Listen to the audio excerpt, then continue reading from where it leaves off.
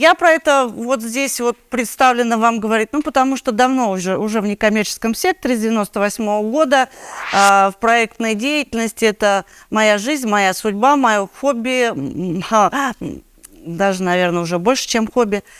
Наверное, больше социальное проектирование как жизнь, нежели все остальное. Вот. И поэтому очень много практики. Здесь нет никакой теории, здесь только все то, что вот взято из жизни. Я всегда говорю, всем, когда рассказываю, очень долго и трудно, но потому что все время говорю, я пережила это сама. И вот как я это ощутила, свои ощущения, я про это и рассказываю. Вот так вот и про социальное проектирование. Ну вот, казалось бы, да, что вообще можно про него сказать? Уже все столько сказано, все столько написано, все столько снято. Уже, ну, наверное, не то, что с каждого утюга, с каждого уголка, на любом возрасте, в школе, в садике, с пожилыми 7+, все говорят о проектах. Поэтому, казалось бы, ну что тут еще можно такого сказать, чего-то нового? Оно не новое, оно все то, что есть, но только просто немножко с другого взгляда, с другого поворота. Вот сегодня, кстати, у меня был вчера мысль по одному выстроить разговор. Утром встала и поняла, что вот это вот может быть по-другому повернуться, и будет гораздо интереснее. Поэтому вот, в общем-то, постараемся проговорить в этот небольшой срок про вообще социальное проектирование как с точки зрения управления, потому что мы в этом живем. Ну и с другой стороны, вот все то, что необъятное, попытаемся вот в такой срок внести. Вообще везет тому, кто умеет создавать то, о чем еще не знают другие. Поэтому сегодня мы с вами проговорим про то, что знают другие, но немножко с другого фокуса, я надеюсь. Теперь, коллеги, обратите внимание на следующую задачу. Нужно вот в этих проектах, вы их так вот посмотрите, и составить рейтинг от 1 до 10 баллов. Вот какому проекту за достижение результативности вы можете поставить там 10, 8, 5, 4. У вас может быть все 4-5 проектов написано, все могут быть по десятке, но лучше так вот объективно посмотрите. Первая колоночка, ставите баллы, прям вот, ну просто рисуйте колоночку, отчертите для этого списка. Первая там от 1 до 10 по результатам. Вторую графу сделайте, это по степени легкости либо сложности управления. Вот какому проекту вы бы поставили какой балл за то, что он там был самый легкий или самый сложный управление? Ну, если вы можете прям себе пометить, десятка там типа сложный, десятка легкий, или наоборот, 1 легкий, 2 сложный. Буковку S поставьте там рядышком.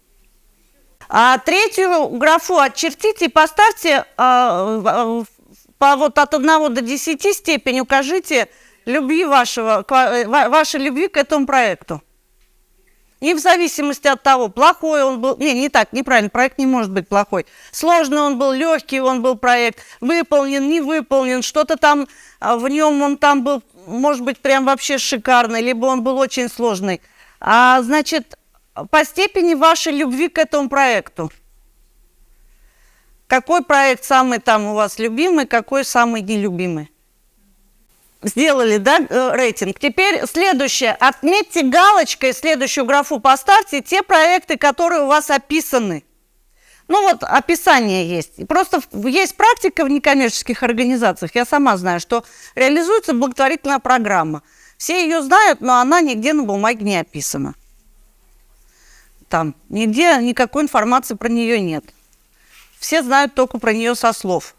Хоть краткое какое-то описание, может быть, на сайте, может быть, я не знаю, где-то в каком-то программном портфеле, в буклете в каком-то. Значит, те, которые описаны. И теперь посмотрите на этот списочек внимательно. Я говорю, может быть, у вас что-то сейчас всплывет. Еще какой-то проект допишите. Составьте рейтинг от 1 до 5 баллов вот среди этих описанных. Вот там, допустим, у вас список из 4 или 5 проектов, там, 10 проектов. Все они 10 у вас описаны. Вот поставьте от 1 до 5, которые там по глубине прописаны хорошо, ну, типа как паспорт, в нем есть все. Там аналитика, статистика, описание есть, я не знаю, как он будет дальше развиваться, описана стратегия дальнейшего вообще существования этого проекта. Либо наоборот, ну вот описано, но это описание очень такое вот аннотационное, короткое. И тогда, соответственно, такую единицу подставьте. Поставили, да? Теперь посмотрите, пожалуйста, и выделите кружочком, не знаю, ну, можете сначала кружочком, выделить те проекты, которые у вас имеют одинаково высокий балл.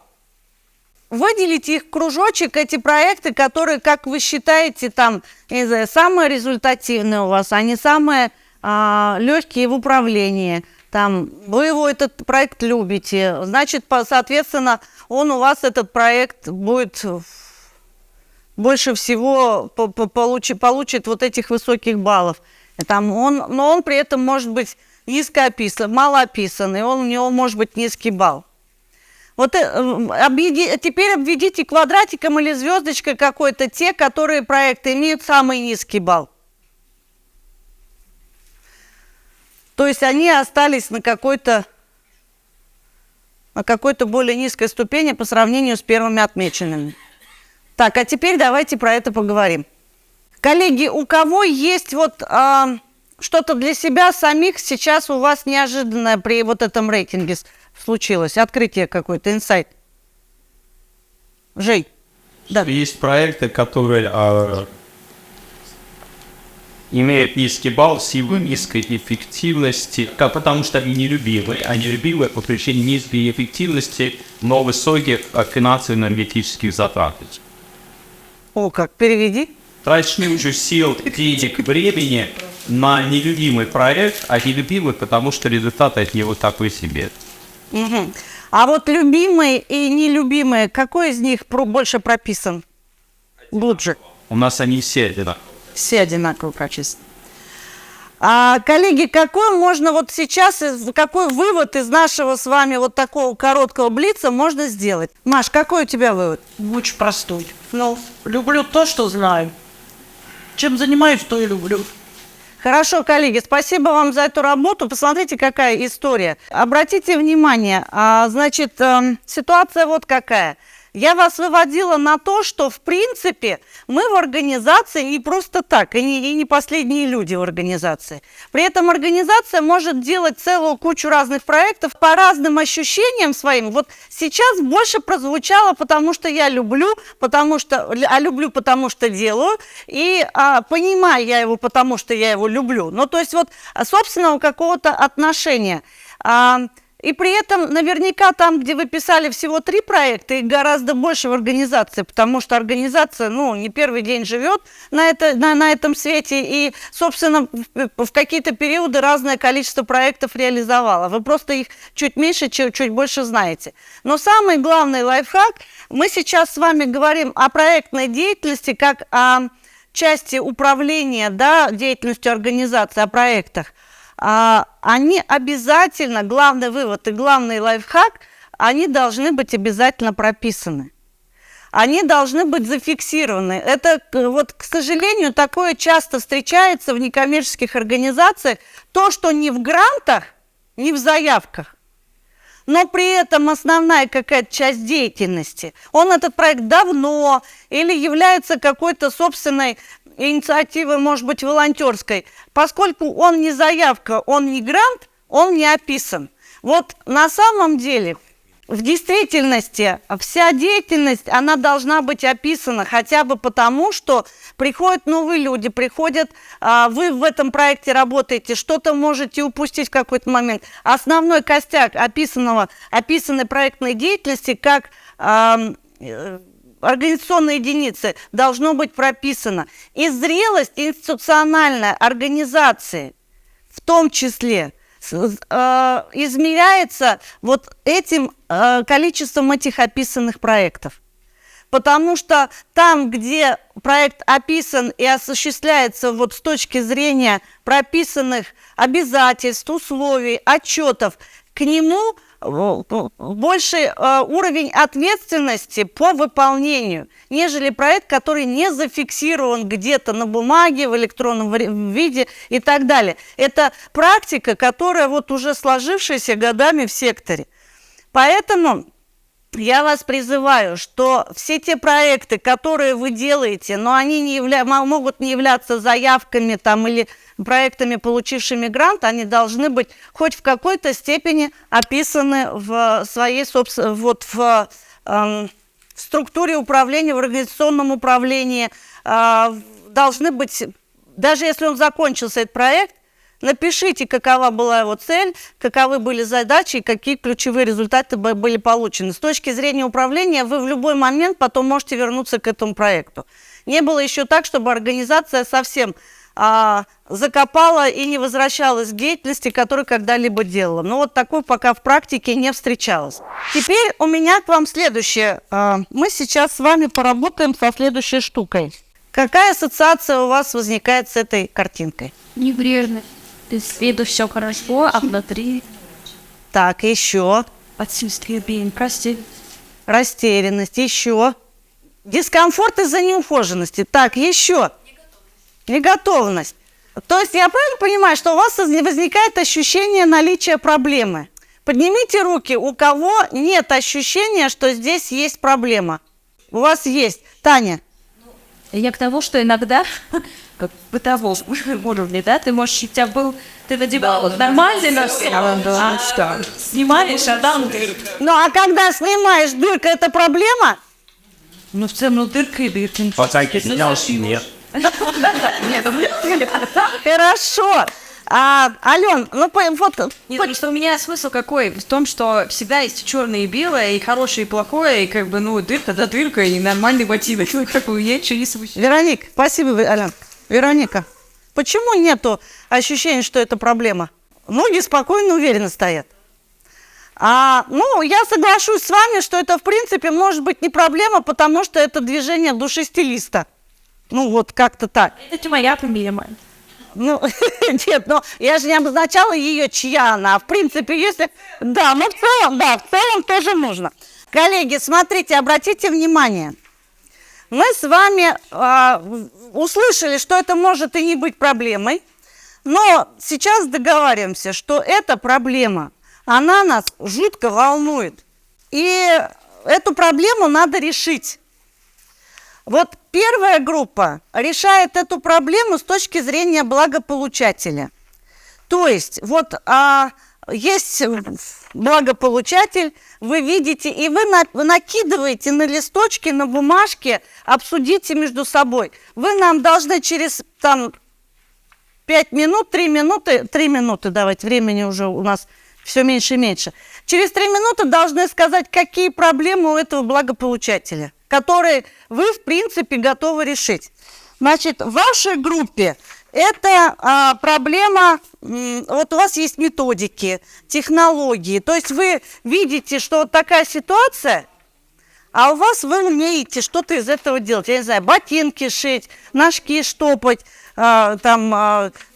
может быть, другое что-то, центр какую-то реабилитационную услугу. Вот у вас есть разные методики и практики, которые, в принципе, вы можете сюда применить. И поэтому вы находите проблему с точки зрения такую, что вот вашими методиками вы эту проблему решите. Понятно, да?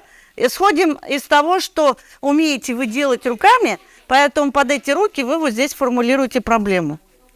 А у вас проблема, эта тема в тренде. Вот это повестка. Или наоборот. Вот вы понимаете, что, что сейчас все заняты только тем, что решают вот это вот несоответствие. Или наоборот, что люди начинают ходить все в ботинках, в одном ботинке и босиком. То есть вот это вам нужно с точки зрения определить, как вот эту глобальную проблему несоответствия. Нет, ее нужно зафиксировать, эту проблему, и вы ее потом будете решать. Вы можете заявиться только на то, что вы можете решить. Поэтому, если вы сейчас заявите, что нужно изменить планету Земля, чтобы там можно было ходить и босиком, и ботинки, то тогда, значит, вы не можете ее решить, вы не смените это. Вы вот то, что такое заявитесь, то, что вы можете решить. Так, Борис, пожалуйста, мы как благополучатели? Нет, вы как организация. Да, это ваша целевая группа. Ваша целевая группа. Так, время пошло.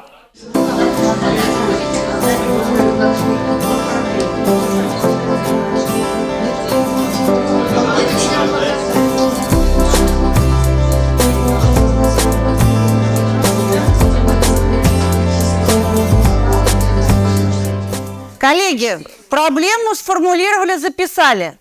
Теперь в эту проблему должны нам обосновать здесь всем сидящим. Вот мы с Юрой ресурс. Мы с ним инвесторы, доноры, неважно кто, мы есть такие люди, которые в принципе могут дать вам ресурс. Вы должны сейчас эту проблему обосновать так, чтобы нам с Юрой ее продать, чтобы мы с Юрой сказали, точно берем вот эту проблему, сейчас разрабатываем механизм решения и будем ее решать. Вот эту, все, этот человек или там, эта ситуация там, или отрасль станет счастливой. И все другие, подождите, и все другие сидящие, все другие слушают внимательно, и настолько вы смогли продать свою проблему нам, ее необходимость ее решения, что все готовы отказаться от своих идей. У вас сейчас, вот будет у нас 3 проблемы, и мы должны определить приоритетную. Во-первых, мы с Юрой должны купить ее, и все остальные. Поэтому обоснуйте, почему эта проблема требует решения. Она настолько актуальна, настолько востребована, что вот только она, иначе жизнь на Земле закончится. Начнем с вас. Кто у нас тут с методиками? Жень, рассказывайте, какую проблему формулируем. Это у вас к методике и технологии, да? А мы считаем, что да, Юра, иди нам продают. проблема – это хронически бедные люди, у которых, собственно, нет деньги на нормальные носки и ботинки. Да, и обычно хроника – это бедность в том, что люди не способны правильно распорядиться своими какими-то деньгами, своей жизнью, и в итоге попадают вот в такую ситуацию и ходят по кругу из года в год, оставаясь бедным, принимая неверное решение. Ага, ну и почему нужно вот с хронической бедностью людей бороться? Ну, во-первых, это улучшит качество жизни вот этих людей. Люди, которые могли бы где-то поучаствовать в каких-то социальных проектах, они найдут себя, решают эту проблему. И люди, скажем так, имеющие финансовость найти себя, и люди, имеющие талант образования юристов, психологов, специалистов по профориентации, каких-нибудь там коучей, мотиваторов, соцработники, они тоже могут найти себя, помогая таким людям. А государство лучше, потому что меньше таких людей и выше ВВП. Так, Женя, переведи. Значит, хронически бедные люди – это без денег, и поэтому они вынуждены ходить в одном дорогом ботинке, в другом драном носке, может быть, тоже не дешевом, потому что у них нет денег. Решаем, потому что нужно изменить качество жизни этих людей. Подход. А другие, те, кто будут решать, они станут... Но они как-то реализуют себя, решая... Отдадут свои деньги? Помогут не деньги, они дадут человеку удочку, а не рыбу. То есть они изменят образ жизни этого человека, в этом суть. Все эти люди сменят образ мышления, а денег он себе найдет уже сам. Это образ жизни, это не деньги, это образ мысли человека. То есть он неправильно мыслит, поэтому... Так, подождите, у него денег нет, но вы будете его учить, чтобы он поменял отношение к жизни, да? Нет, не совсем. А это мы уже разговариваем про проект. Нет, вот почему эту проблему нужно... Проблема хроническое отсутствие денег. Проблему нужно решить, потому что, чтобы улучшилось качество этих жизни... То бардак в ключевых областях жизни, из-за которых он хронически беден.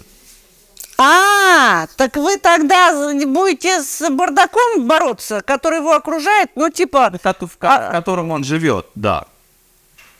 Бардак в чем заключается? все, что у него есть, у него входит в песок. Квартиру там какая-нибудь ушлая родственница отобрала, работы толком нет, и образования толком нет, в расписании тоже бардак, и везде, ну, то есть вот все, да, и все деньги, которые я получил, не знаю, потратил тоже непонятно на что. Потом еще взял кредит, поэтому я должен еще 3 микрофинансовым организациям, они мне звонят, мне и маме. Я правильно слышу, тогда нужно с бардаком, типа, запретить микрофинансовые кредиты, например, воспитать родственников, чтобы у него поменялся образ жизни? Нет, это уже работа со... Это, скажем так, это все одни из уже ступенек реализации проекта, то, о чем вы говорите. Нет, мы сейчас все-таки с чем мы будем, с какой проблемой? С бардаком в его жизни, которая привела к отсутствию денег?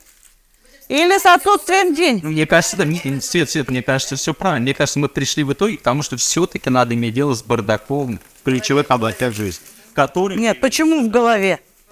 Нет, Родственники же деньги отобрали. Квартиру. Но он им дал, у меня тоже может отобрать, только я не дам, а он даст. Значит, бардак у него здесь. Тогда не социальное окружение бардак, а с головой работаем, бардак в голове. Бардак в голове. Ну, в ключевых областях жизни из-за бардака в голове. Нет, подождите, с чем боремся? Не с социальным окружением, а в итоге с головой. Да. Ага, Сколько? Это сам. так, понял. Но то есть гильотина лучший способ. Нет, подожди, нет, это, знаешь, это вот как Алена говорит, просто в голове научить, что типа, рваный и рваный. Это, потому что с головой работаем. Да, с головой же работаем. Так, спасибо, коллеги. Кто? Ваша третья группа, давайте нам вашу эту. У вас повестка. Да, тренда, да. Встречать модный тренд осени, который был запущен еще в 2021 году.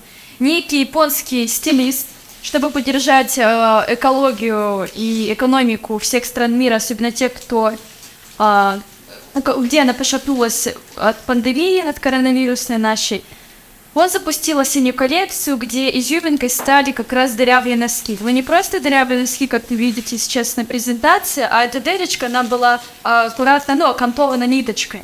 И мы решили этот тренд поддержать, дать ему вторую жизнь, и будем спасать экологию таким образом. Мы хотим закупать носки. Подожди, не то, что вы хотите. Проблема-то в чем? Что закончился тренд, 21 год и закончился тренд, или в чем проблема? Тренд закончится бог с ним. Очень много носков дырявых. Вот порвались у меня носки, я их зашиваю. Всегда выбрасываю.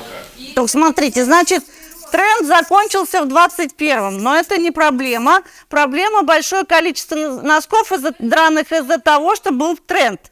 То есть их все рвали и лишили рваные. Да. Когда появился носок, он взорвал. А при чем стилист из Японии? Просто тренд задал, мы хотим его поддержать, тренд. У нас тема. Просто ходи. Проблема в чем? Сделать больше количества драных носков. Нет, наоборот. Жизнь дырявому носку. И сделать с этого тренд. Проблема какой?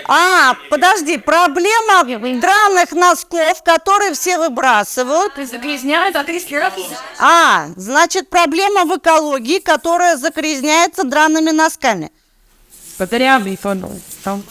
Экология. Экология страдает от драных носков. От носков. Экономика мира тоже пошатнулась. Денег на носки. На новый. Минуточку, экономика это же другой фокус. Проблема, давайте пока вот то, что страдает экология, страдает от драных носков, все их выкидывают, поэтому их нужно просто продолжать носить. Пока они не уйдут в пыль. Не просто продолжать носить. Мы будем аккуратно окантовочкой дырочку, и ноги, чтобы взорвалась. Хорошо, то есть они должны стереться в пыль. То есть это вот один будет в башмаке, все ничего, а второй в пыль. Хорошо. Ладно, пока остановимся, Юра, остановимся на экологии, да? Так, и что у нас тут с целевой группой? У нас прям какие-то огорчения. Мы передавали все бабушек, жизиков, Короче, что мы боремся с безразличием. Безразличием окружающим. Вот человек с деменцией потерялся, и некому его отвести к родственникам. А мы будем пропагандировать, что люди не проходите мимо. Драных носков. Не, подожди. Подожди. Проблема-то в чем? Что есть люди с деменцией, которые ходят в драных носках? Нет, проблема в том, что есть люди с деменцией, которые потерялись в хорошем ботинке, но в данном носке, а мы на них не обращаем. Тема в равнодушие окружающих. Минуточку, нет. Проблема то, что люди теряются. Они же не говорят про окружающих. Ну, вы скажете, не равнодушие. У нас проблема равнодушие окружающих одних людей к другим. Так, вы, значит, будете с равнодушием бороться? Равнодушие окружающих.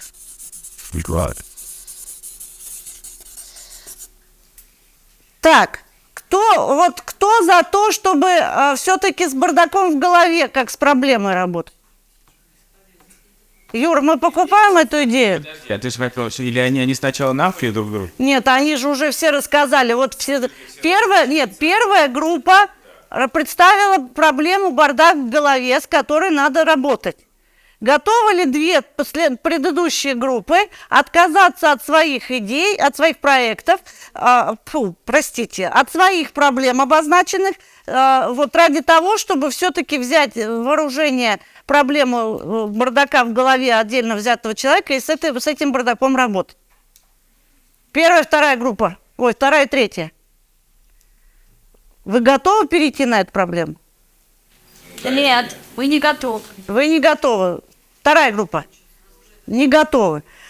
Так, вторая проблема. Экология страдает от носков, и все-таки как-то надо поберечь экологию как проблему. Первая и третья группа, вы готовы? Первая и вторая группа, вы готовы? Нет. Чего? Объемывайте квартал. Так, не готовы. Третья проблема – равнодушие окружающих людей. Первая и третья группа готовы отказаться от своей проблематики, чтобы работать вот с этой проблемой? Вы готовы решить, потому что бардак, который в голове, взаимосвязан. Ну, это даже два разных подхода работы, да, и целевых групп. Тут нету компромиссов. Готовы отказаться, нет? Кто работает с бардаком и кто работает с экологией? Готовы отказаться ради работы с решения проблемы с равнодушием? Вы не готовы. Не готовы. Юра, какой ты готов? Включиться как инвестор. Во что ты готов включиться? Нет, я, пожалуй, за за первую. Она слишком персональная для меня. Я понимаю реальность. Бардак в голове. Конкретного человека же, правда? Конкретных людей, это ограниченное число людей, значит, я понимаю, о чем идет речь. Ты готов сюда свой ресурс отдать? Ну, хорошо, я готова поработать с равнодушием окружающих. Теперь, коллеги, мы смоделировали сейчас ситуацию, да? Вам была предоставлена картинка, и прям было задано, либо вы работаете с проблематикой с целевой группой, либо вы работаете с темой, либо вы находите, в этой теме что-то свое близкое, потому что вы это умеете делать. Это моделирование, какой кейс вам напоминает в деятельности НКО? Создание проекта. В рамках чего? В рамках объявленного грантового конкурса.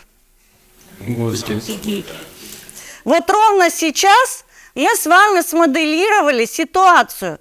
То есть, смотрите, мы все люди, мы все социальные, глядя на такую историю, конечно, никто не останется равнодушным. Но при этом, когда мы говорим и мы все как-то так или иначе с социальной средой мы работаем, на то мы и некоммерческие организации. Но при этом мы видим, что тут инвестор ходит и говорит, я готов дать деньги, если вы работать будете с этой сейчас целевой группой, потому что она для меня приоритетная. И все начинают, даже если организация никогда этой целевой группы не было, то организация быстренько начинает искать, как бы эту целевую группу подтянуть. Вот. Если, допустим, инвестор там или грантодатель, или объявлен конкурс, где говорят, что сейчас тема борьбы вообще ситуацией, когда люди непонятно как себя чувствуют, я готов, вот что в тренде тут вот экология, все тут начинают сразу искать, что можно, умеют, не умеют, но тоже начинают сразу подаваться и писать проекты под это дело. А в вашем случае это вообще всегда, вот самый хрестоматийный пример, это вот первая группа, когда было задано. Есть задача, есть какой-то обозначенный там конкурс, но с учетом того, что вы умеете, вы можете под этот конкурс подстроить свои технологии. Потому что когда на консультацию приходит человек и начинает рассказывать, вот, я за то, чтобы... Заявка у меня была из Улан-Удэ.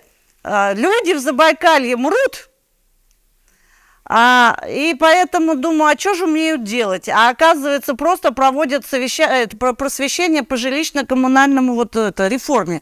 Потому что появились новые ТСЖ, никто не может в этих ТСЖ разобраться, а поскольку людей надо просвещать, чтобы они в семьях жили хорошо, то тогда вот это как-то снизит мор в Забайкалье. Ну, то есть вот это примерно вот так. И сейчас мы с вами говорим, что вот я вам там подкидывал идею, что вы можете шить и вы можете вязать крестиком.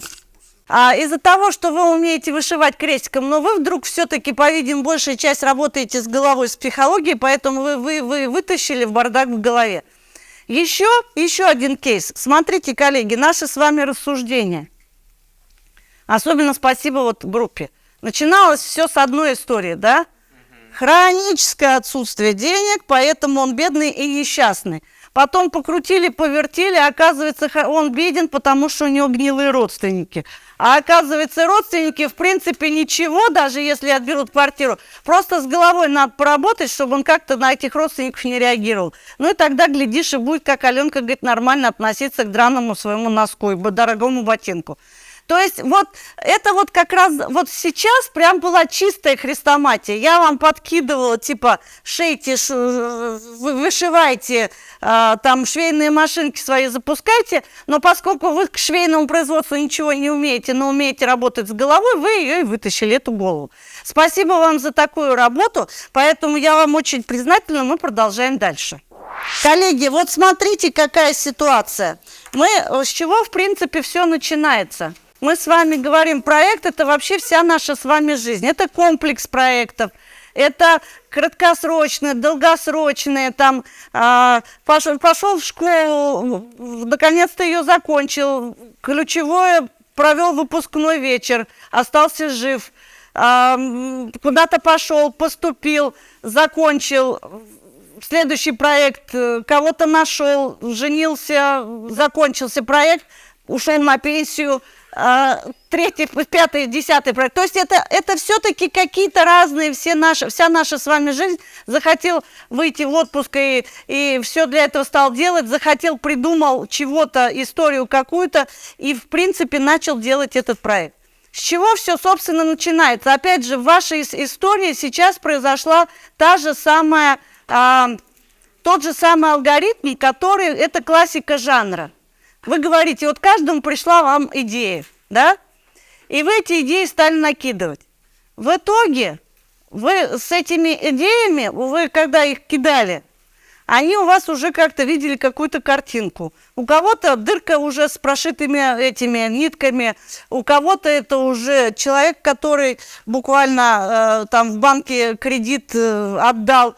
И то есть вы вот эти вот идеи свои, то есть вас не устроило, но вы сейчас вас поставили в условия, когда вас должна была фактически не устраивать эта картинка.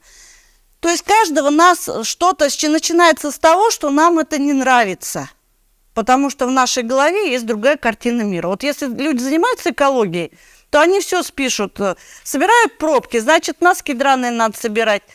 Там еще что-то собирать, чтобы все-таки поменьше этого, да, чтобы поменьше было того, что мешает нашей жизни. Потому что наша жизнь, вот она задыхается от вот этого лишнего химического, пластмассового, драного, ненужного и так далее. Поэтому, соответственно, у нас эта картинка формируется. И мы что начинаем делать? Как вот вы говорите, Женя пришел в группу и, значит, начал продавать свою идею в группе. В итоге группа все-таки приняла решение Жени, третья группа приняла решение Алены с экологией. И, в общем-то, потом, после вашего решения, мы с вами, вторая группа у нас говорят, что они выгорели, но тем не менее, пошли искать ресурсы единомышленников, кто может вот эту вашу идею, милую, родную, которая уже родилась в голове, потому что ваша голова же, она уникальна, там не может ничего плохого родиться, кто всю историю эту поддержит. Дальше вы нашли единомышленников в виде, никто здесь не поддержал, но мы с Юрой все-таки поняли, что у нас есть свой какой-то интерес вот в этом.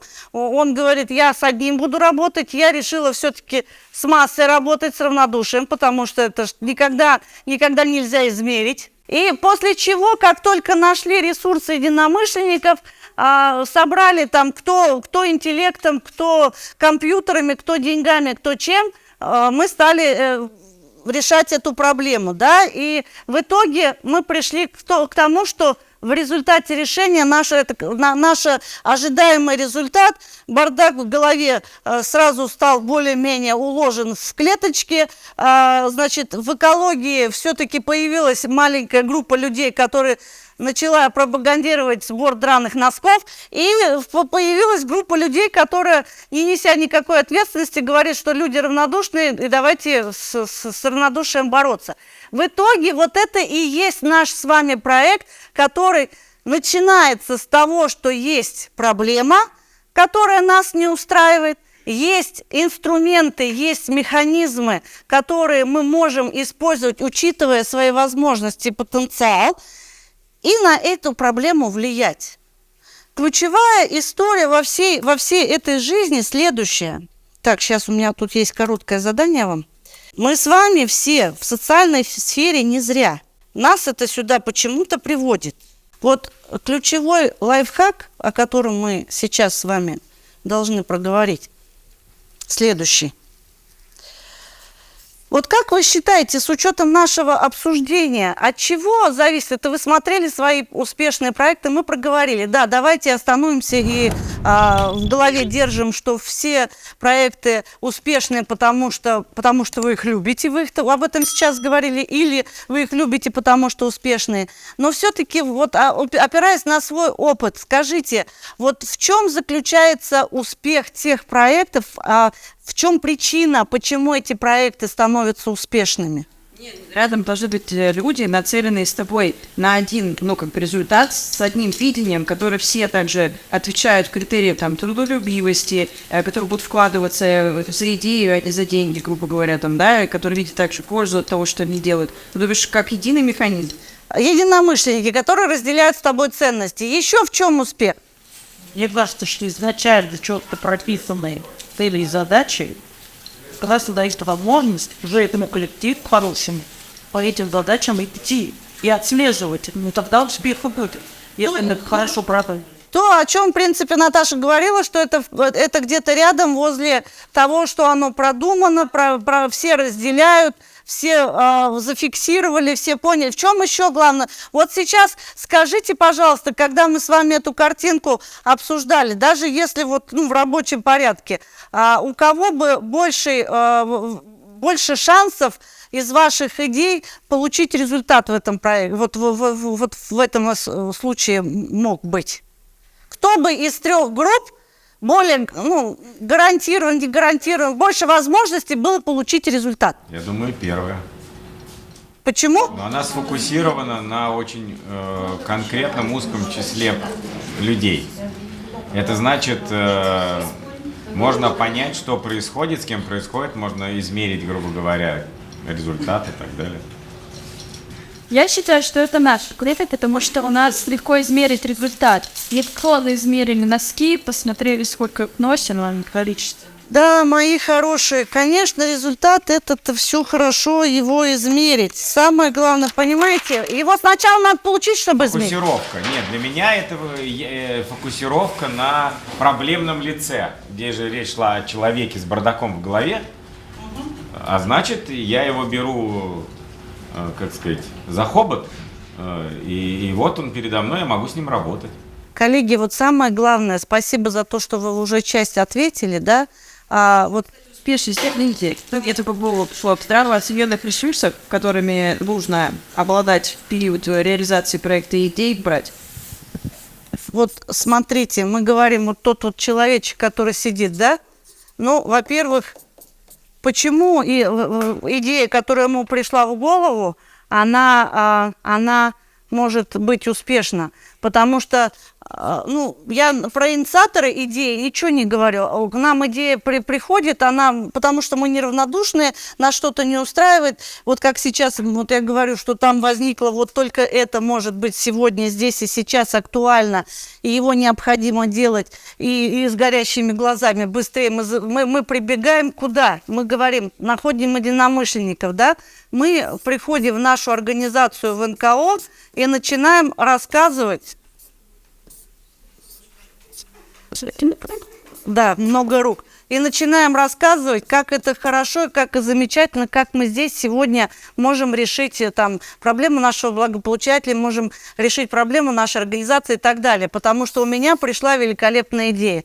И в этом случае, когда организация разделяет твой азарт, твой интерес, когда она может разделять, когда у нас одни ценности, на одном языке говорим, об одном понимаем. Вы поэтому причастны к этой организации, вы являетесь частью этой организации, потому что у вас общее понимание, я не знаю, проблематики целевой группы, общее понимание того, как это надо делать, как с этим можно жить.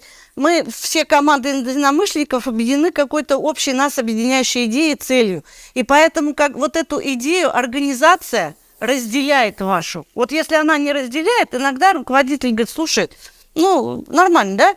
У вас приходит идея. Было такое, когда пришли к руководителю организации или к попечительскому совету и говорите, слушайте, хочу уже наконец-то открыть мастерскую по керамике. Вот вижу, что это сегодня самое необходимое. Попечительский совет говорит, да, замечательно. А вот в случае, когда попечительский совет или руководитель, или там совет директоров говорит, нет, иди лесом, пока это не актуально.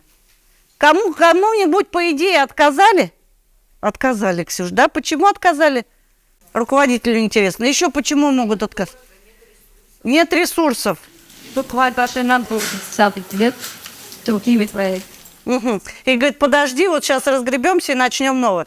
Ну, то есть, в любом случае, вот организация, к которой вы идете, или команда единомышленников, если вы как инициатор, просто как частное лицо собираете вокруг себя команду, должны разделить вашу идею. И в этом тогда уже большой плюс. Но совершенно правильно сказали про ресурсы, Алена нам сказала. Если вы еще находите ресурсы, это могут быть такие же НКО, это могут быть там профессиональное сообщество, это может быть бизнес, это могут быть просто простые люди, которые не прошли мимо. Но у вас есть еще какая-то часть людей, которая дает вам ресурс.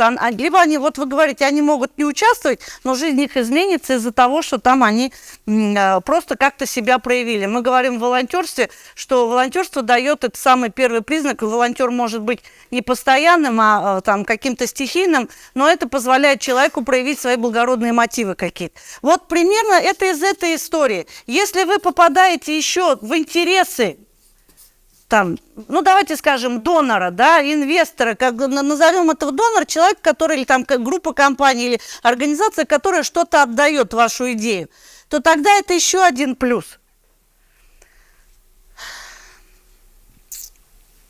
В этой картинке у нас кого еще не хватает? Вот. Спасибо, Вероника. Здесь есть еще благополучатель. Вот тот с драным носком. Он действительно, ему может быть все хорошо, а его уже сказали, куда-то отведут, ему уже с головой поработают, вообще носок отберут, потому что он загрязняет экологию, а ему все прекрасно, понимаете, у него все прекрасно. И мы говорим, вот наша еще, есть такая поговорка уже, она давно, и вы все ее знаете, догнать и причинить добро.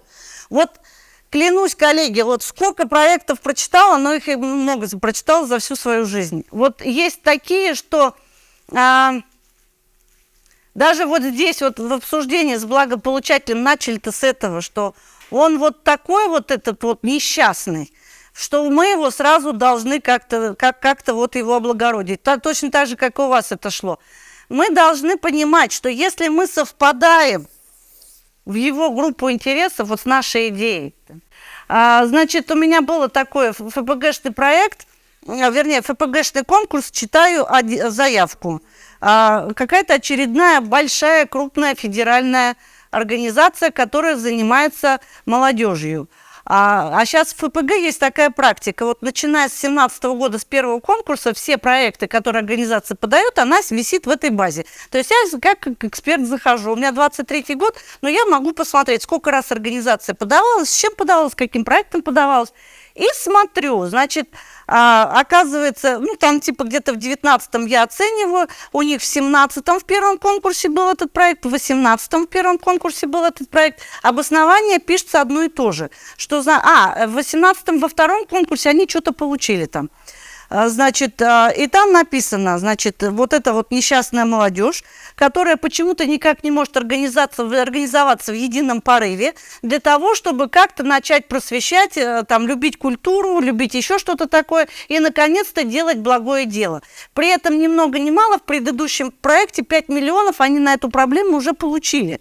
А сейчас они подаются, проблематика вся та же самая, то есть они все так же, эта несчастная молодежь ничего не может, ничего никуда не группируется, но проект был уже за 5 миллионов реализован.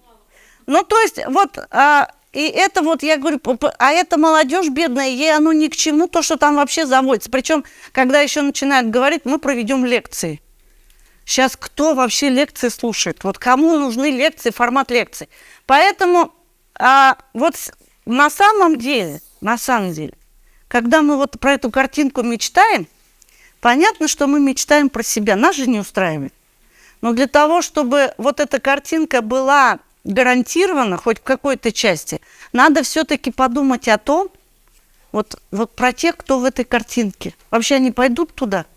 На каких условиях они туда пойдут? Потому что если мы не совпадем с их потребностью, вот самое ключевое, я благодарна тому, что меня обучили оценке в свое время, это всегда начиналось. А ты знаешь про потребность своей целевой группы? Вот если ты потребность не знаешь, то тебе вообще лучше туда не ходить, к этой целевой группе. Сначала мы выясняем. И вот если вот здесь совпадает интерес вот здесь и вот здесь, то вот здесь уже, можно сказать, 75% успеха у вас в кармане. То есть ключевое золотое правило, неписанное, что оно должно соответствовать, вот ваша идея прекрасная должна отвечать интересам. Ну, хорошо, чтобы она отвечала интересам 3 основных групп. Вашей организации или вашей команде. Ну, вашей организации, потому что мы все к ним принадлежим, и мы от лица организации всегда позиционируем свой проект. Потенциальному инвестору и донору, но ключевое вашему потенциальному благополучателю. Вот это нужно всегда помнить, как отче наш. И когда вот в этом обосновании, в проблематике мы что-то говорим, то нужно всегда акцентировать сначала, что происходит с этим человеком. Потому что, коллеги, социальный проект, назначение социального проекта, он в чем? Я вам благодарна за то, что вы упомянули слово «качество жизни». Вот по большому счету все наши проекты, все связаны, неважно, маленькие, большие, крупные, мелкие, дорогостоящие, недорогостоящие, но мы все, по сути, хотим изменить качество жизни или поведение людей. И если вот вы посмотрите на вот эту, у вас на подкорке, на подсознании, мы все говорим о том, что меняем, сознание меняем, отношения меняем. Мы меняем, опять же, то же самое отношение, мы меняем качество жизни, потому что нас это не устраивает, и мы хотим, чтобы оно было лучше, потому что мы все с вами в социальной сфере. Даже бизнес, который является бизнесом, и у него якобы не те цели, не те задачи, а он работает только проклятый капиталист на приобретение прибыли, да.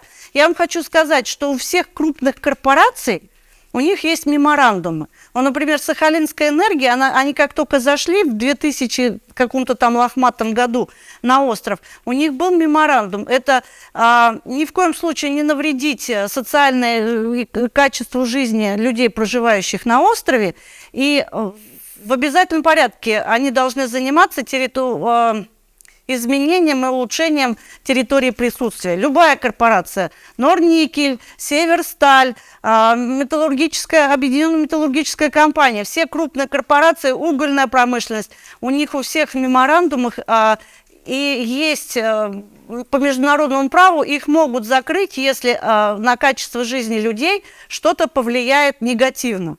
Поэтому они очень все боятся экологов, поэтому они боятся общественного мнения, с этим общественным мнением работают.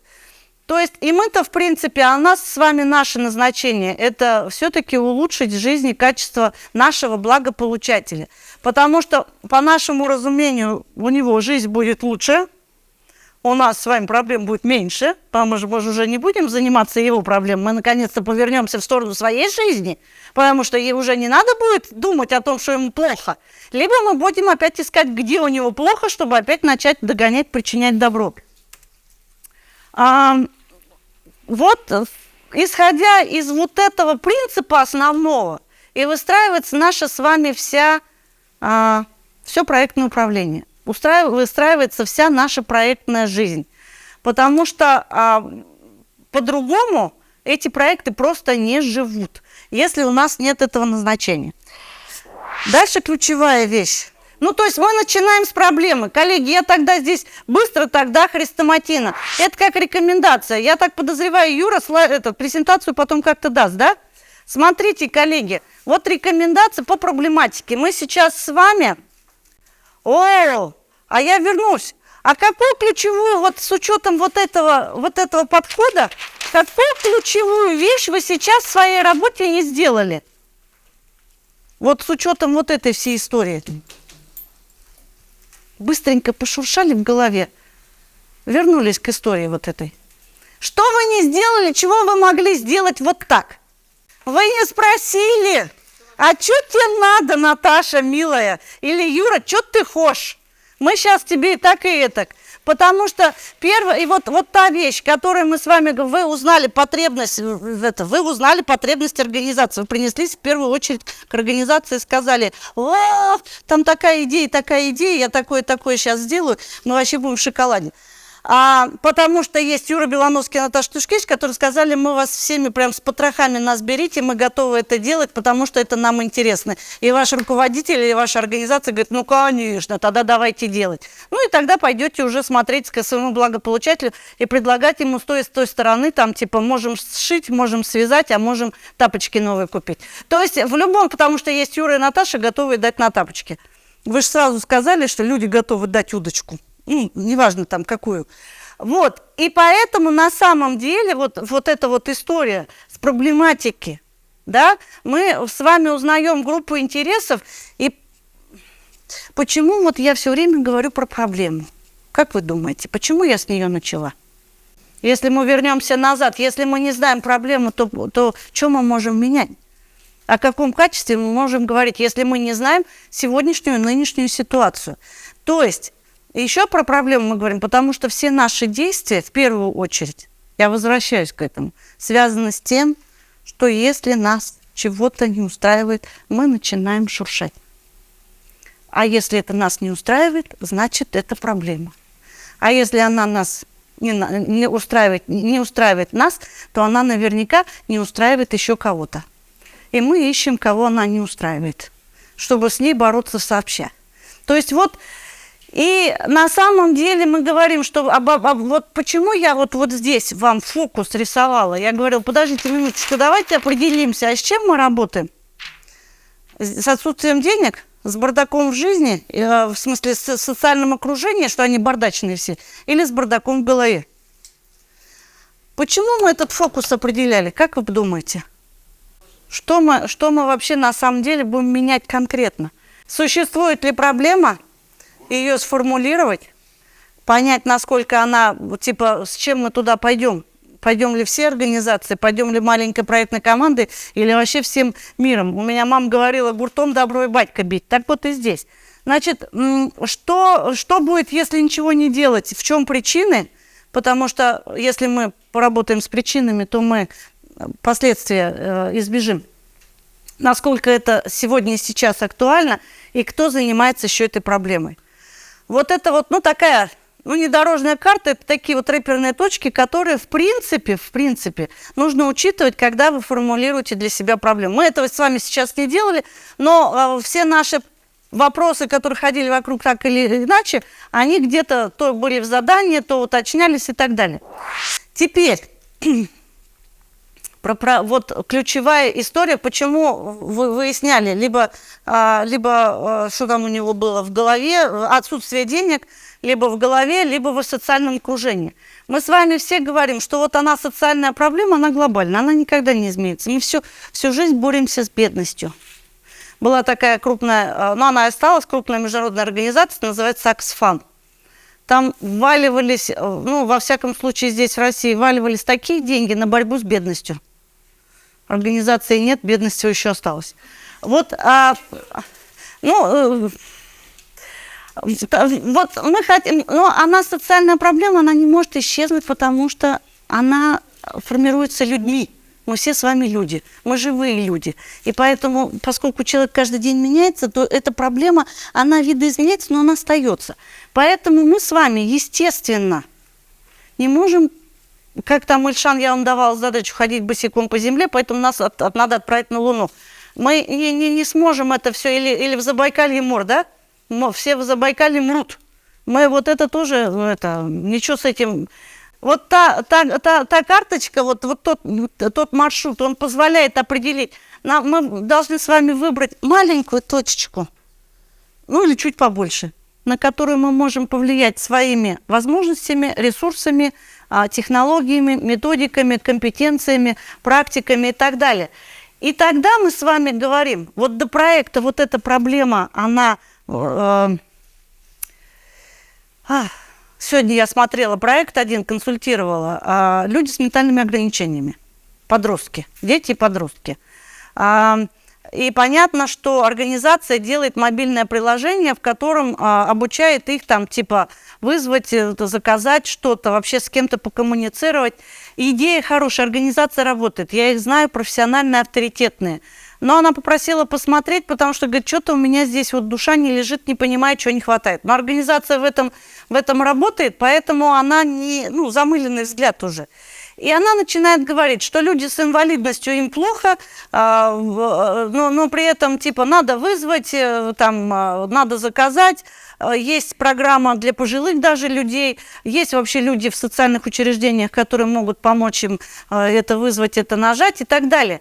И я ей потом говорю, милая моя, ты же обоснование проблемы сделала каким образом? Ты написала строчку, что люди с ментальными ограничениями нуждаются вот в каком-то дополнительном инструменте, в интернет-ресурсе для того, чтобы как-то вот свою что-то в жизни изменить. И все. И ты больше ничего не сказала, и при этом ты говоришь, что нужен еще человек, который нажмет ему на кнопку. Тогда зачем у тебя в мероприятии, в проекте вообще целый блок, что ты этих людей обучаешь, адаптируешь, под них сонастраиваешь и так далее, если есть специалист, который нажмет на кнопку. Она, эта деятельность есть, но на самом деле тут фокус-то какой? С чего надо начать было? Вот в этой проблематике. Чтобы я, как сторонний человек, который вообще ничего в этом не понимает, захотела в него включиться. Какой вот из того, что я говорила? Общение у этого человека или что? Ну, он через интернет общение ищет или что? И общение, даже вплоть до того, что там что-то заказать себе, купить в магазине, например. В смысле, без пользования интернета жизнь у него более ущербна. Ты об этом? Почти, да. Зачем подсказываешь? Коллеги немножко пошуршали, вспомнили, подумали, про что мы здесь возвращаемся к качеству жизни. Что здесь ключевое можно было, с чего начать, чтобы меня прохватила эта история? Но мы говорим уже про улучшение, как про решение. А чего с этим качеством жизни? По сравнению с обычным любым человеком, даже ребенком, его жизнь ограничена очень сильно. Заказать себе пиццу или так. Да, вот отсюда нужно было сказать следующее, что люди, вот сейчас нормотипичные, мне нравится это слово, потому что я услышала это у аутистов, они всех нас, других называют нормотипичные. Вот у всех нормотипичных интернет уже, вот мобильные приложения, какие-то там все истории, это норма жизни. Мы уже себя без этого не мыслим. Неважно в каком возрасте. Этих 70 плюс обучают ЖКХ оплачивать через интернет. А это человек с ментальными ограничениями. Во-первых, ограничения здоровья еще с ментальными нарушениями. Поэтому надо было начинать о том, что вот людям с ограниченными возможностями, особенно с ментальными нарушениями, особенно важно, чтобы хоть как-то выровнять их и привести, нормализовать их жизнь, им нужно в руки дать инструмент, который будет не так сложен, но для них понятен, чтобы они могли что? Чувствовать себя более там комфортно или хотя бы, ну даже не комфортно, а не такими ущербными и ущемленными. Могли вызвать, я не знаю, там ту же сиделку по этой кнопке или там вызвать эту пиццу, да. Вот какую-то свою причастность к нормальной жизни. Ты мне скажи, что это нужно, и я пойду и скажу, да, я готова. А вот в этом случае все вот эти вот люди, которые в метро ходят или в электричках ездят, а они более продвинутые, чем мы вместе с вами взятые, они же сразу как нажал-то бьют. Они сразу находят то, что все буквально вот поднимают со дна души. Если не хочешь его послать или выкинуть из электрички, то обязательно дашь какую-нибудь деньгу. То есть вот в этом случае нужно определяться через это социальный проект. И говорить нужно об изменениях. И находить, что повлияет. Потому что мы с вами прекрасно знаем, сколько разных интернет-сайтов, интернет-приложений делают за бешеные деньги. Потому что это сейчас актуально, популярно. И это поддерживается. И где мы видим с вами эти приложения? Но я хочу сказать, что этот проект, он сначала был на то, что тоже что-то там 7 миллионов на разработку платформы, а потом следующий проект, он меня впечатлил, что эту платформу надо было еще как-то тиражировать и какие-то дополнительные штучки типа бывших пейджеров раздать всем волонтерам, чтобы у них это что-то было и оперативная связь там с кем-то там была. Оно, может быть, и дело-то благое, и хорошее, может быть, оно и работало, но это было предоставлено только чисто в технических вот этих вот всех историях, сколько надо разработать, сколько в граммах повесить, сколько денег надо взять, чтобы это заработало. Поэтому мы находим какую-то часть, на которую мы можем повлиять нашими компетенциями, влияем нашим проектом, и тогда мы говорим, коллеги, вы говорите, как измерить результат, а на самом деле... Ваш результат вот та картинка. Я вам сейчас быстро скажу, какими инструментами надо пользоваться. В первую очередь, для того, чтобы определить вот эту точку вот в этом огромном облаке или вот в таком шаре с мелкими шариками, найти, что нужно там изничтожить внутри. Значит, зачем вот эта вся история? И мне это надо найти ответ для себя. Потом, как только вы понимаете, в какой части что вас не устраивает, вы, естественно, это сможете продать в своей организации. А в организации вы, когда садитесь с командой или просто с командой, которая готова сами делать, находите 5 характеристик вот этой проблемы, которые там, наличие бедности, хроническая бедность у какой-то отдельно взятой части людей на территории. Из какой территории, Женя? Например, в Юго-Восточном округе, я там живу. Поэтому вот что мы там типа с этой хронической бедностью будем делать? Находим 5 характеристик этой хронической бедности и определяем. Если мы возьмем тему отсутствия денег у какого-то количества людей, которые ходят только в одном башмаке, сможем ли мы повлиять на проблему? Значит, если берем только людей, у которых нет денег, понятное решение, мы их там, эти деньги им как-то должны дать или дать им второй башмак. Сможем ли мы решить проблему хронического отсутствия денег? Нет, не сможем. Значит, с ботинками не занимаемся. Значит, ищем другую характеристику этой проблемы. И таким образом выстраивается рейтинг. И вы определяете, что в приоритете, какой фокус проблемы сегодня приоритет. Там надо не забыть а кто готов дать еще денег на это, кто готов дать прийти экспертам бесплатно на эту тему, кто там, ну, там, префектура, готова ли вообще дать нам площадку, чтобы мы в конце концов вышли и сказали: люди, можете ходить в носках, тогда вы сэкономите деньги на дорогую покупку, на дорогую обувь. Ну, то есть вот здесь вот весь этот рейтинг выстраивать, сможете ли вы или нет. И еще есть такая история, есть такая карта Декарта. Она вообще в жизни хорошо очень работает. Там вот если все свое разложить, то прям понятно будет, куда с этим идти, зачем идти, кому ты нужен. То есть вот нужно посмотреть, ваша идея, вы определили для себя фокус проблемы, ваш проект, и вы говорите: вот что случится, если я не буду этой темой заниматься. Для себя определили в организации, можете сначала для себя. Что случится, если вот эта проблема не будет решена? А что не случится, если это не произойдет? То есть либо случится, либо не случится. И что не случится, если все-таки это будет? Ну, не стану я великим этим Биллом Гейтсом по башмакам. Но, может быть, с этим можно смириться. Ну, то есть вот эта карта Декарта, она определяет вот тот фокус, на что вы готовы. И тут будет понятно, готовы ли вообще вы бороться с тем, что есть хроническое отсутствие денег у некоторой части в юго-восточном округе Москвы. Или все-таки надо идти к родственникам, которые не устраивают, или все-таки потом нужно родственников так разложить, не пошлют ли нас родственники лесом. И, может быть, потом все-таки вы придете к тому, что можно с этим несчастным поработать просто в голове и сказать: слушай, мужик, не ходи так разутым.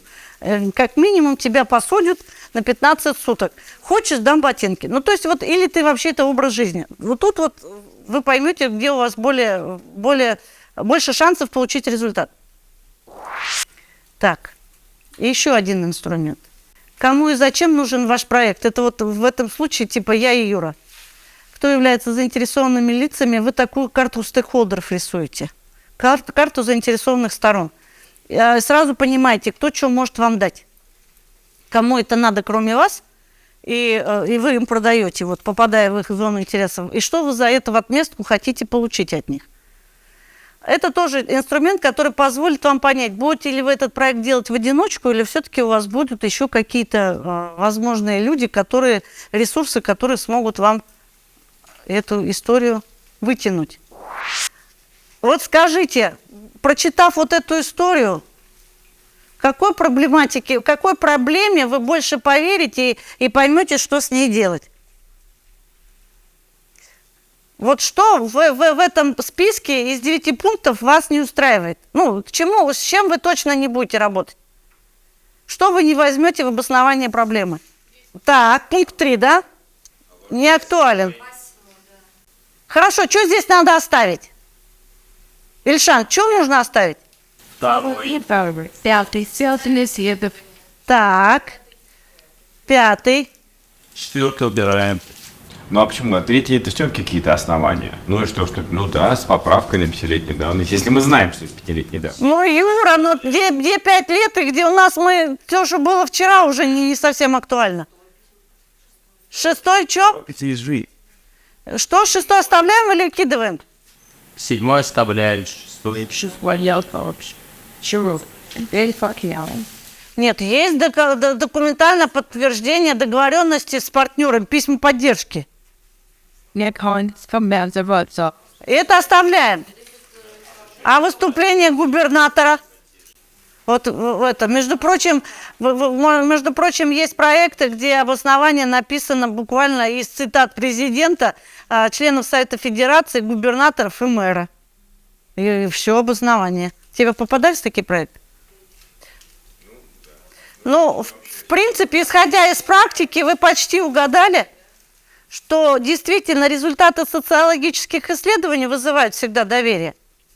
А результаты опроса целевых групп, письма поддержки – это одна из таких вещей, которая всегда выступает одним из ключевых аргументов, что моя деятельность, кроме меня, любимая, еще кому-то нужна. Ну и про губернатора, да, потому что считается, что он говорит важные, актуальные вещи. Так, Вопросы, ну, это будет в презентации, это как некоторый чек-лист, вы можете посмотреть, когда вы будете обсуждать проблематику, выбирать приоритетную проблему или фокус-проблему, вы можете вот эти вопросы, это в принципе мы сейчас про это все с вами в предыдущий час и говорим. Ключевая история, то, что я про проблемы говорила. Решение проблемы – это цель проекта. То есть мы говорили, у нас даже проблема может быть не сформулирована как таковая, но картинка, ожидаемый результат, он формулирован всегда. И это как раз вот, опять же, чистая практика. Вы определили проблематику и говорите, что низкий уровень финансовый. Значит, вы должны понимать, что у вас тогда здесь цель будет повышение финансового состояния там отдельно взятого человека. И вы должны понимать, а готовы ли вы, сможете ли вы его повысить финансовую устойчивость, но если только вы возьмете его на собственное обеспечение. И тогда вы можете гарантировать, что его финансовое состояние может быть в какой-то период стабильно, пока у вас есть зарплата. А отсутствие возможностей. Там мы говорим, у бедных детей нет возможностей стать патриотами. Тогда, естественно, здесь должна быть цель создания условий, чтобы эти дети стали, в конце концов, патриотами. Но, опять же, создание условий – это еще не факт, что они патриотами будут. Поэтому, ну вот в данном случае, как мы говорили с мобильным приложением, мы говорим о том, что у людей с ограниченными возможностями, с ментальными нарушениями недостаточно средств или отсутствуют простые средства для коммуникации с внешним окружением, там и решения каких-то таких простых задач, то тогда мы вот здесь должны в цели поставить создание каких-то возможностей или формирование, или обеспечить целевую эту группу возможностей, чтобы они могли себя вот в социальном окружении коммуницировать.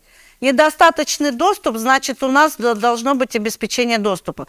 Поэтому, когда вы в проблематике формулирования проблемы или фокуса говорите о том, что мне у вас там понравился японский стилист обеспечил тренд, если вы его только заявляете в обосновании каком-то, вот, ну, проговариваете для себя, то у вас в результатах что-то с этим японским стилистом должно произойти. Если вы вообще никак, поэтому я вас спросила, говорю, а что, при чем японский стилист? Если он у вас вообще никак ни в каком месте не проходит, то его трогать нельзя. Точно так же, как в этом проекте. Я смотрю, все посмотрела, для дальнейшего развития проекта написано, что партнеры получат компьютеры и смогут продолжать эту программу со своими подростками. Я так... А у них в бюджете было приобретение 17 компьютеров, но я так поняла, что это как собственный вклад. Я как-то по диагонали посмотрела. И я возвращаюсь, и потом задаю, говорю, милая, а вот это вот что про компьютеры? Вы им хотите сказать, что вы покупаете им компьютеры? Она говорит, ну, в принципе, да, иначе как они будут делать программу? Они не хотят делать, потому что у них нет компьютеров. Я говорю, минуточку. Ну, во-первых, как вы эти компьютеры, это же ваше, как вы их будете передавать? Это одна история. Она говорит, да, бухгалтер сказал сложности. Но поскольку проект писал методист, она же из благих побуждений. Она говорит, они не могут делать, потому что нету. В смысле, есть программисты, у которых нет компьютеров? Нет, есть вот эти подростки, которые не смогут, потому что компьютера нет. У директора может быть, а может и не быть даже у директора. А вот тут и дальше пошло. Говорю, минуточку. А где гарантия, что вы этот компьютер вы дадите? Он уйдет детям, подросткам с ментальными ограничениями, а не в кабинет директора. Она говорит, нет, никакой гарантии. Я потом говорю, подождите, а давайте еще возвращаться. Минуточку, значит, что значит, они не хотят в эту программу, потому что у них нет компьютера. То есть они не замотивированы? То есть вы их покупаете компьютерами? Она говорит, ну нет, есть, которые просто вот действительно хотят, но просто у них нет компьютера. Я говорю, минуточку, но у вас в этом обосновании вообще нигде, вообще по содержанию, нигде не звучали компьютеры. Ну, типа, хомяк был полной неожиданностью. Вот так вот здесь и случилось это. Поэтому, вот если вы что-то в проблеме для себя фиксируете, вы должны понимать, что вы должны это отразить в результате. Поэтому, если не дюшь, не берись за гуш.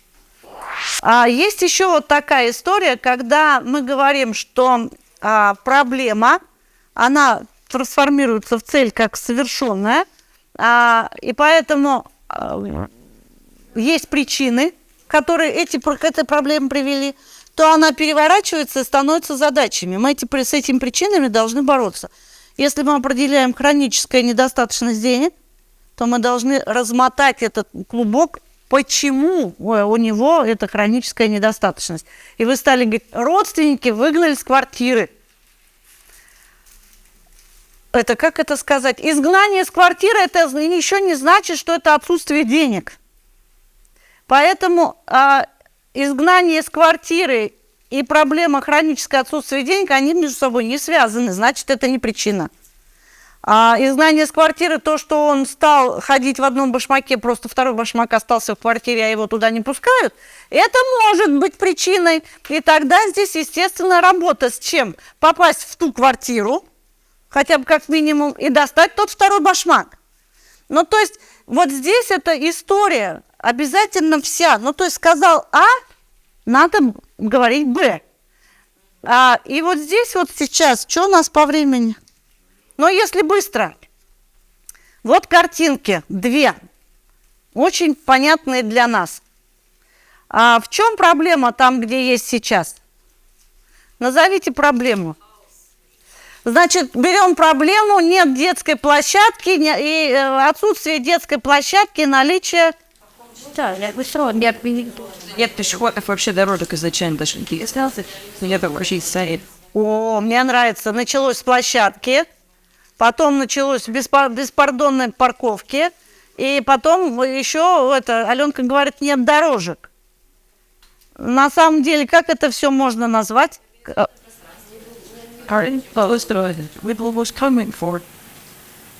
Когда мы формулируем фразу «неблагоустроенный двор», но не видим картинки, а по словам, что мы там можем определить, как вот фокус работы? Вот если картинку не видеть, формулировка «неблагоустроенный дом», чем можно характеризовать? Ну, отсутствие бордюров или грязная, неухоженная, площадка. Плитка в асфальте не того цвета, плитка в асфальте, это хорошо, да. Наличие плитки и асфальта одновременно. Вот поэтому неблагоустроенный двор. Мы можем оставить эту формулировку? Нет. Тогда, чтобы еще раз, как мы можем сформулировать, как проблематику, с которой мы... Нет, границ нет никаких, в принципе. Детям негде гулять. Если вот эту историю не смотрим, детям негде гулять, что вы можете обозначить как причины? Вот формулировка. Площадки для детей. Поднимите руки, у кого во дворе есть детские площадки. Супер, у всех. Как много и как часто вы видите детей на этой детской площадке? Но только не зимой. Нет, зимой не Я не люблю, пустая стоит зимой. Нет, Вообще пустая. у нас есть детская площадка, но я детей там, может быть, я дома мало бываю, но все равно, когда бываю, я их там не вижу. Но детям негде гулять. А тогда вот это все остальное, хорошо, отсутствие детской площадки можно подтянуть как причину, а все остальное попадает вот в эту формулировку? То есть вот можно понять, что мы будем работать с причиной, это неорганизованная парковка. Неорганизованное пространство, загрязнение экологии. Вы же Нет, хочу отплатить, оно загазовано. Я ждала, думаю, когда экологи проснутся. Но, в принципе, смотрите, если я сформулирую таким образом, прямо вот набрасываю, я могу забыть, что я буду говорить в начале, когда завершу, поэтому фиксируйте. Отсутствие комфортного нахождения, в дворовом пространстве из-за неорганизованной парковки и ее загазованности. Загазованности пространства. Что я тогда не сказала? Отсутствие комфортного нахождения, потому что здесь... тут отсутствие, значит, нормальных, комфортных условий по проживанию в дворовом пространстве жителей там многоквартирных домов на улице Ярослав-Гашка. Ну, то есть это может попасть туда, что вот как отсутствие комфортного, да? И безопасного. И безопасного, во. То есть здесь мы тогда отсутствие комфортного, безопасного, тогда мы здесь можем представить, что неудобно ходить, опасно ходить и там, или передвигаться и так далее. Потому что здесь же еще в одной группе мне сказали, да тут же вообще смертность должна быть высокая. Я говорю, почему? А потому что, говорит, ни одна скорая не заедет, ни один родильный переводной дом, ни одна пожарка, ни одна милиция. Тут типа все поубивают, пожарят друг друга, да. С колясками невозможно. То есть, вот, ну, вообще, на самом деле, отсутствие вот этого безопасного и комфортного проживания в дворовом пространстве отдельно взятых там многоквартирных домов. Потому что в нашей картинке это пространство комфортное, организованное, понятное, экологичное и безопасное. И вот это вот картинка. Почему я вас все пыталась сфокусироваться с более узкого на более широкое? Потому что если бы мы с вами сформулировали проблему отсутствия детской площадки, то у нас с вами что здесь было бы для проекта? Как причина? Мы проблему с вами говорим отсутствие детской площадки. Да, но для причины у нас типа того... нету места для детской площадки, мы могли сказать. Нету материалов, нету организаторов, нету строителей. Могло быть причинами. Нету детей, которые хотят играть на площадке. Могло быть причинами. Соответственно, мы должны были с вами здесь тогда найти место, найти строителей, купить материалы, нарожать детей. И тогда мы бы с вами решили, мы пришли бы к этой картинке. Ну да, почему нет? Нет. А как вам пришли к кстати, они нам спекулировали, где было сделано. Поставили нам площадку, и все осталось в же качель.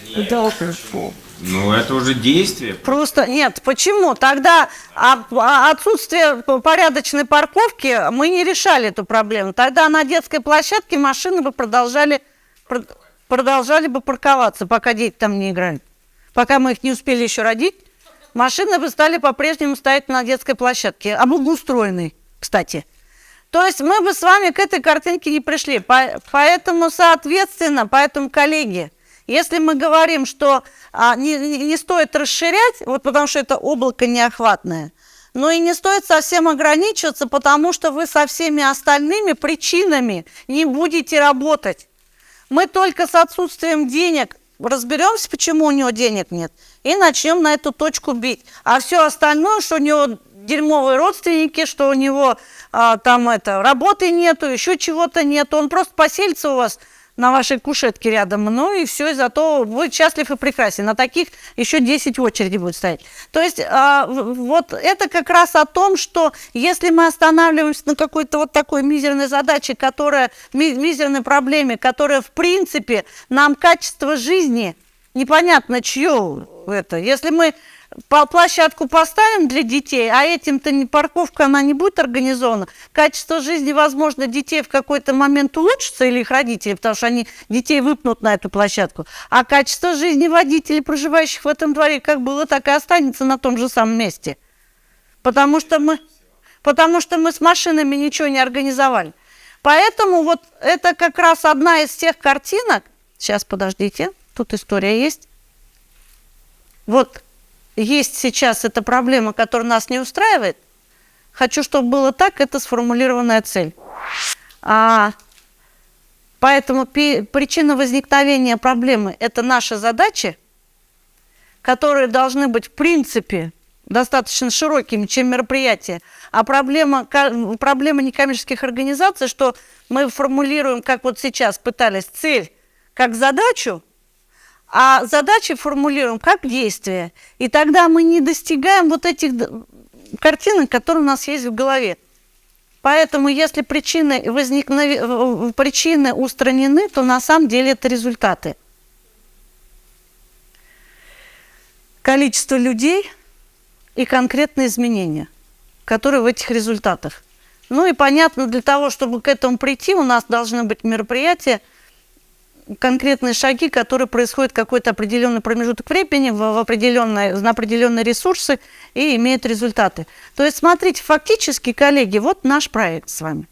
Вот алгоритм разработки этого проекта, его понимание, раскладывание его на составляющие части, на пазлы, где мы с вами четко понимаем, что бы мы ни сказали, все должно иметь результат. Проблема – это цель как результат, а работа с причинами – это результат, задачи решены, достигнут непосредственный результат по уничтожению этих причин. И мероприятия – это тоже самые результаты. Только от мероприятия это конкретно какие-то результаты. Вот мы с вами сегодня, у нас с вами сегодня встреча, да, по обсуждению каких-то интересных историй про социальное проектирование. И какой вот непосредственный результат может быть от сегодняшнего мероприятия?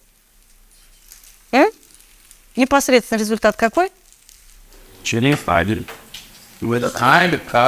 Алгоритм создания. Так, люди, которые присутствовали на этом семинаре, услышали еще раз, каков может быть алгоритм разработки проекта. А какой еще может быть результат? Площадки нет, сделали площадку. Там парковки нет, там нет размеченной парковки. Как мероприятие разметили, получили, машины стоят в порядке, в определенном порядке по разметке. То есть вот это непосредственные результаты, и от них не надо отказываться. Но беда в том, что очень часто те, кто делают руками проекты, останавливаются на этих результатах. И тогда проигрывает вот тот самый эффект, который и есть характеристика изменения качества жизни. То, о чем мы с вами говорим про социальный проект. Наша вся с вами история в социальных проектах здесь, конечно же, и здесь. Потому что, я не люблю, когда говорят, а какой социальный эффект от вашего проекта завтра? Чаще всего этот эффект, он более длительного, отложенного. Он может быть этот эффект, что типа вот сейчас все просидели, полупоспали, а ночью спать не будут, потому что уже сейчас кто-то покемарил, сот перебил. Вот у меня так бывает. Я где-то еду в метро, заснула вечером, потом до 3 часов ночи нахожу себе работу. Вот это такой эффект тоже может быть. И тоже качество жизни. Прихожу на следующий день и начинаю зудеть на работе, потому что не выспалась. Это еще больший эффект. Но на самом деле, вот для нас с вами, мы все делаем ради вот этих двух историй. Но, как правило, по результатам остаемся вот здесь. Вот это нужно некоторым образом избегать. По декларируемым результатам остаемся. Да. Вот такая штучка, вы ее потом посмотрите здесь, так, немножко есть с чем поработать. Не со всеми я историями согласна, поковырять можно, но в принципе вот это вот изложение логики, то есть начиная с проблематики. А еще одна интересная штука. Очень часто для того, чтобы определить фокус проблем, организации или инициаторы идей начинают отсюда. Умею семинары вести, лекции умею вести. Найду детей, которые уроки мужества не посещают, и пойду с этими лекциями к ним. И тогда проведу эти лекции по уроку мужества и скажу, что я решила проблему с патриотизмом детей, учащих, особенно подростков, трудных, которые все время на улице, на уроки не хотят ходить, на уроки мужества я им лекцию прочитаю, они перестанут ходить на улицу. То есть это отсюда иногда идет. Но в этом нет ничего плохого. Потому что, когда мы говорим, вот сейчас, я заходила, когда с того, что сформулировать все проблемы, я всегда им говорила, возвращайтесь к своим способностям и возможностям. Потому что если мы только умеем штопать носки, то мы не можем себе сказать, что мы сейчас Ну, как минимум, в Организации Объединенных Наций продвинем закон о том, чтобы всем поголовно разрешили эти драные носки не ходить, а типа как-то их сразу пускать в космическую промышленность. То есть вот эта история, все зависит от того, что вы можете. Я уже заканчиваю. Вот нужно помнить про то, что самая слабая сторона, и ваш проект никто не купит ни в организации, ни мы с Юрой, как какой-то посторонний ресурс, ни тем более благополучателей, если он не понимает, что вы хотите.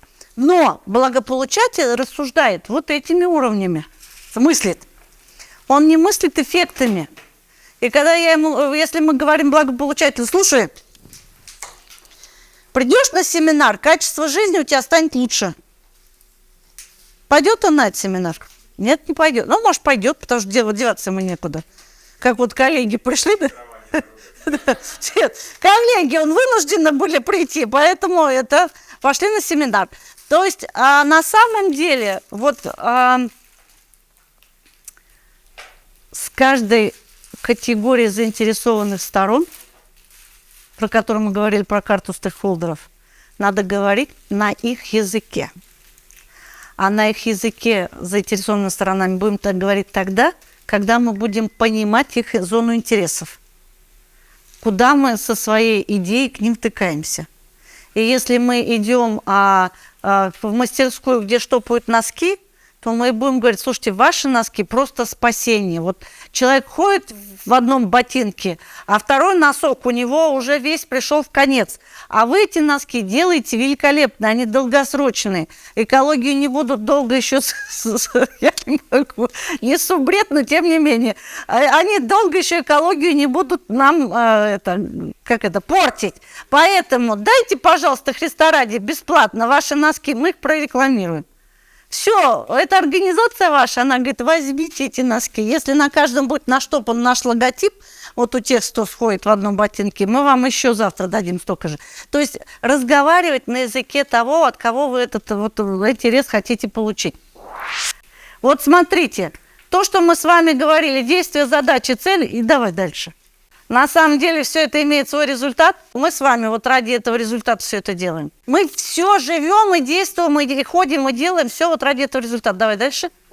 Коллеги, у вас будет, вы посмотрите, все всегда спотыкаются на качественных результатах. Скажите мне, что отражает качественные результаты в логике нашего с вами изложения? Изменения. Цифры – это количество. Вообще, на самом деле, я вам открою тайну. И качественные, да, и количественные результаты все оформляются через число. Через число. Только здесь мы говорим, например, на 70% изменилось общественное мнение людей по отношению к людям, которые ходят непонятно как, и их равнодушие стало... Какой можно противовес? Нет, равнодушие, а это неравнодушие. Повысилось неравнодушие на 25%. Или там доля участников проекта, там 15% социально адаптировались вот к этим условиям. То есть качественный результат тоже выражается через число, но только он говорит об изменениях. Так, это вы посмотрите, как они, вот процент от общего числа, это все качественный, количественный показатель. Слабые стороны прочитайте.